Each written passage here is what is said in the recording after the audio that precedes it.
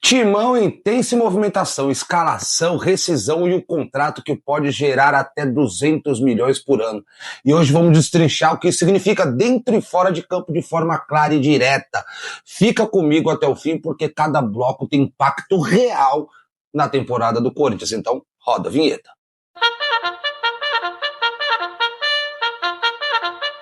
Fala, seus corneta! O Corinthians finalizou a preparação para enfrentar o Cruzeiro pelo Brasileirão.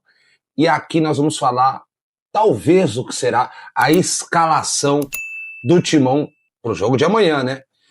O Corinthians pode vir com uma estratégia meio diferente. Há quem diga que rola um Milans na lateral direita. Olha, titular mesmo provavelmente não vai ser. Então pode ter um ataque com Kaique, com Negão. Essa é a possível escalação. Amanhã, antes do jogo, a gente pode chegar ali e ter alguma informação melhor. Mas o que eu posso garantir que será Hugo Souza no gol, isso nós temos 90% de certeza, e talvez o próprio Gustavo Henrique não jogue. Ele fique ali como uma possível opção para o banco e uma volta garantida, ou quase garantida, você vê que a gente fica meio perdido, é o Gabriel Paulista, porque ele ficou no banco no jogo passado, até por conta de sequência de jogos, e, certeza, Angileri na lateral esquerda, porque o Bidu já jogou muitos jogos. Também poupando o Mateuzinho na outra lateral, ou seja, vai ser um Deus nos acuda. E eu vou falar para vocês, a lateral, como tem essas nuances de quem pode ir, eu queria ver com vocês, quem vocês acham? Aí vocês deixam no comentário, quem deveria jogar? Você acha que devia poupar, tinha que ser alguma coisa mais pesada ali, tinha que ir com tudo pra cima do Cruzeiro, porque é um negócio que eu vou te falar, não vai ser fácil, porque o Corinthians vai ter um jogo intenso lá em Novo Horizonte. Então, ou escala aqui ou faz uma mesclada, eu não vou falar para vocês, eu não queria estar na pele do Dorival nesse momento, porque ele vai precisar de manter um ritmo de jogo, o time vai ter que ter um condicionamento, eles vão ter que estar com entrosamento, e isso você sabe que os caras hoje até podem se entrosar um pouco e tal, mas nem tudo é o que a gente imagina. Mas enquanto foca no jogo, fora de campo tem assunto quente, hein? José Martínez saiu no bid, mas dessa vez não foi por algo bom.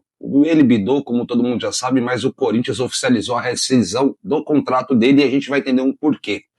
O Martínez, nós já sabemos que ele já tinha cometido várias gafes no passado, inclusive em várias matérias aí, acabaram pipocando os problemas que o Corinthians havia enfrentado com ele.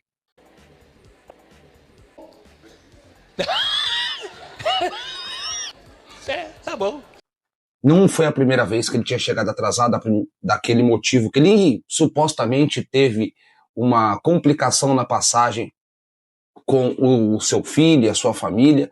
Aquilo ali só foi um pequeno problema, mas há quem diga, quem tá lá dentro, né, informações, vamos falar assim logo, essa é a informação que eu tenho de quem tá lá dentro, é que ele já tinha atrasado mais de 4 vezes. É isso mesmo. Mais de 4 vezes. Vira e mexe, ele tinha um atraso. Então, resumindo, para quem não sabe, o André Ramalho, ele é um cara que segura as caixinhas, não pega, dá multa nos jogadores por conta disso, né? O cara se atrasa, aconteceu alguma coisa. Vocês vê, o Martínez é o cara que mais pagava a caixinha. E nessa última não dava, né? Como é que o cara dá entrada num passaporte no dia 13, quando o time tinha sido apresentado no dia 3? Não tem condição, e o passado dele também não ajuda. Aí alguns falam, corneta, tal, o cara jogava bola, mas não dá, gente, não dá. Por mais que ele não tenha se lesionado naquele jogo que foi no dia 26 ou 28, uns falam que foi no dia 26, outros falam que foi no dia 28 de dezembro, não dá pra defender o Martínez. Não dá pra defender o cara. Até porque essa questão do visto, ninguém parou pra pensar nisso, eu vou dar o papo aqui pra vocês. Como é que o cara, vamos pensar aqui, como é que ele está com o passaporte sem folha para assinar para voltar? A responsabilidade da documentação é de quem? É dele ou do Corinthians? É dele, correto? E se a responsabilidade é dele, o que deveria ser feito? Ele deveria já ter outro, ou ter dado entrada em outro passaporte para que ele tivesse folha suficiente para simplesmente apresentar o antigo e apresentar o novo, carimbando o novo e não teria problema nenhum para renovar, coisa de visto de trabalho. Então eu acredito que o Martínez ele chegou a esgotar todas as possibilidades que o Corinthians tinha, a paciência de todo mundo, inclusive a minha, que eu falo que ele era mais inspiração, mais transpiração do que inspiração, ao contrário. Né? Ele era mais transpiração do que inspiração, porque um jogador que, digamos, tem a cara do Corinthians, mas tecnicamente eu acho muito fraco.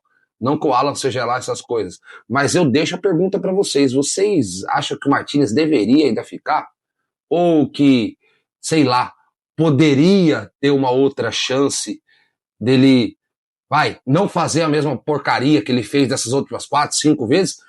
Não sei. Eu queria que vocês me respondessem o que ele poderia estar fazendo aí. Mas enquanto o elenco passa por essas mudanças, aí há novidades, né, que podem transformar o cenário financeiro do clube em algo melhor, e a gente vai falar agora. E o Corinthians, falando de tudo que nós já estávamos comentando, fechou um novo contrato do patrocínio Master. É uma coisa que vai render até 200 milhões por temporada.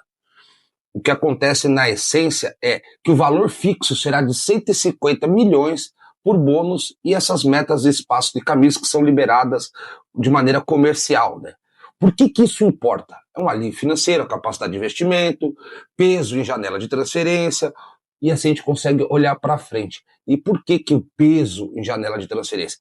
O Corinthians vai ter uma possibilidade de arcar com as dívidas do passado e evitar possíveis transfer bans, inclusive no vídeo que eu gravei ontem, quem não viu, eu vou deixar nos cards aqui para poder assistir, falando sobre o que o Marcelo Paes comentou junto ao Benja. Ele disse que ele prefere primeiro negociar com o Garro para depois negociar com o Memphis. Então vamos lá. Com o Garro são em torno de 23,3 milhões de reais. Com o Memphis, algo acima de 30 milhões. Perfeito? De acordo com o próprio, esse valor pode ser parcelado com o Memphis. Agora, já o Tadjeres, o presidente do Tadjeres, não quer saber de nada de negociação. Ele quer o recebimento à vista. Tanto é, novamente, como eu falei no vídeo de ontem aqui no canal, o presidente do Corinthians foi lá. E se vocês quiserem mais detalhes, vai no vídeo aí que vocês vão ver a explicação completa. Então, o que eu acredito que esse patrocínio possa fazer para o Corinthians? O que eu acho? Também quero ver o que vocês acham colocando nos comentários. Que com 150 milhões fixos, o Corinthians não tem mais aquilo lá, 2,5 milhões para pagar o Memphis, ou pagar aquele outro. Não, o dinheiro já é do Corinthians. Pode fazer o que ele quiser. E há quem diga que as metas não são nada surreais. A meta por colocação no Campeonato Brasileiro, a meta por participação em Libertadores e algo melhor ainda na correlação do Corinthians participar bem ou ganhar algum campeonato. Então, digamos que o Corinthians consiga chegar perto desse 200 milhões, esses 200 milhões. É fantástico. Pensem vocês, tendo em vista que o Corinthians recebia em média 103 milhões ano. Esse contrato agora até 29, ou seja, de 26 a 29, pode gerar até 200. Então é um aumento de quase 50%. Galera, é muita grana, é um aumento exponencial para colocar o Corinthians como o segundo maior patrocínio Master do Brasil, apenas atrás do time do Rio de Janeiro. Pois bem, eu acho que foram 3 assuntos diferentes, mas um só objetivo, né? Entender o Corinthians, como que está e para onde vai. E para isso, novamente, eu peço para você deixar o seu like, seguir a gente e deixe o seu comentário desses assuntos todos que eu coloquei aqui na plataforma para a gente debater. Beleza, seus corneta? Tamo junto, segue no próximo vídeo e vai Corinthians!